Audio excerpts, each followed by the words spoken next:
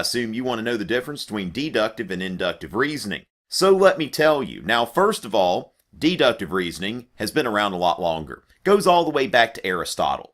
Deductive reasoning is a method of reasoning by which you start with a premise and you go to another premise, and these premises lead you to a conclusion, all right? And if you've done this right and logically and all that, then you have arrived at something that is certain. A certain conclusion, meaning not just a certain conclusion, but a conclusion that we can be certain of. Now, then there is inductive reasoning. And inductive reasoning, fast forward about 2,000 years, and we go to Sir Francis Bacon, a 17th century English natural philosopher, which is what they called scientists back in the day.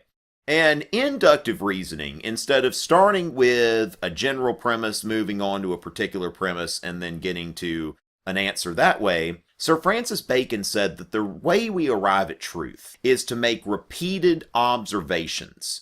And then, out of those repeated observations, we generalize these repeatedly observed phenomena into a probable conclusion. That's the very simple version. Now, he outlined this in his Novum Organum in 1620, which means new method. Now, keep in mind, new method, as in a new method, the old method's been around for like 2,000 years. So what you have to keep in mind here is when Bacon is bringing forward this inductive reasoning, that he is challenging Aristotle, which is something that's really kind of distinctive about the scientific revolution, is this willingness to challenge ancient authorities. The simplest way we can compare inductive and deductive reasoning is to look at deductive reasoning as top-down, where we start with a generalization and it leads us to a specific instance, all right, that conclusion is very specific. Whereas inductive reasoning is bottom-up, where we start with a number of specific instances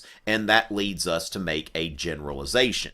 Now, of course, as in anything philosophical or scientific, that many experts will say that this is an oversimplification, but at the same time, it does help. And so with deductive reasoning, conclusions are drawn from premises. You start with premises.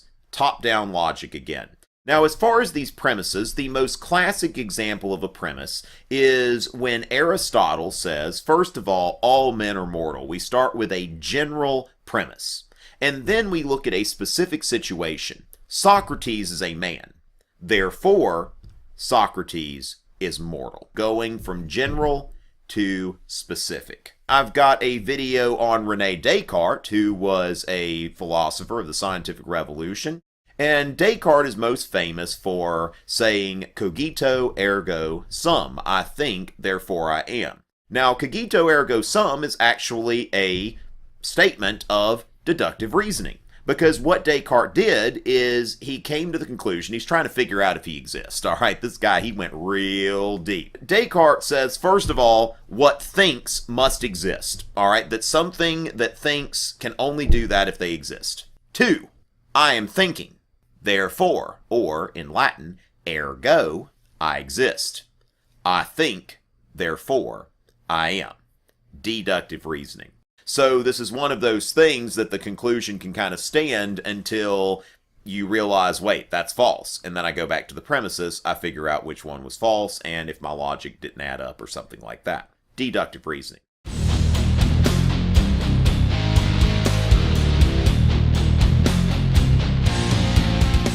So as far as inductive reasoning, we draw conclusions from observations. So we start with observations. This is what we call in science and philosophy empiricism, which is a big deal during the scientific revolution and the Enlightenment. And this is really about connecting the dots. And the more data we have, the greater the probability of the conclusion being true. So for example, if we were to look at these 3 dots, what do you see? Dramatic pause. Did you see a triangle?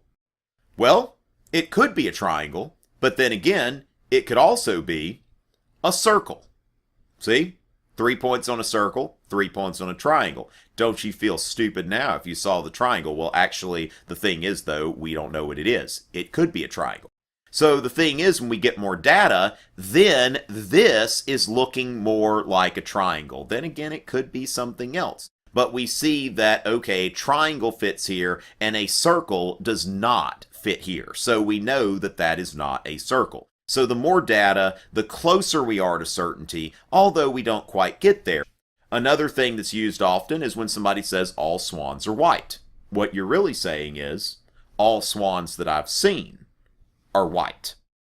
And not all swans, because I have not seen all swans, and therefore I can't make that judgment. Now keep in mind that certainty is not even the goal of inductive reasoning, because while deductive reasoning aims to arrive at certainty, inductive reasoning is only a function of probability and saying that we can infer that this is true, that there is a high probability that this is true, not that we can ever be 100% certain of anything, because science changes. It evolves over time. We don't base our physics on Aristotle anymore. So when it comes down to it, the scientific method is a repeated process of induction and deduction. It's not that one of these reasoning forms is better than the other. They're different.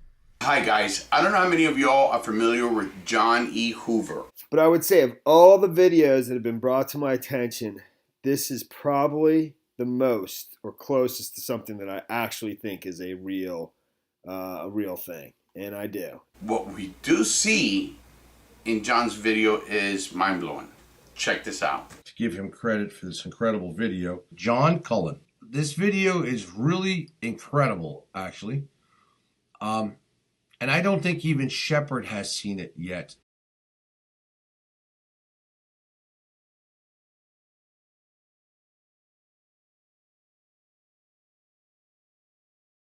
I was like, wow. The name of it is How Did Four Helicopter Gunships Attack Las Vegas Unnoticed? It is Home Run. Has done a fantastic job on this, and it will make a lot of sense to everybody. I know it will. It opened my eyes to a perspective that is just pow. Check this out.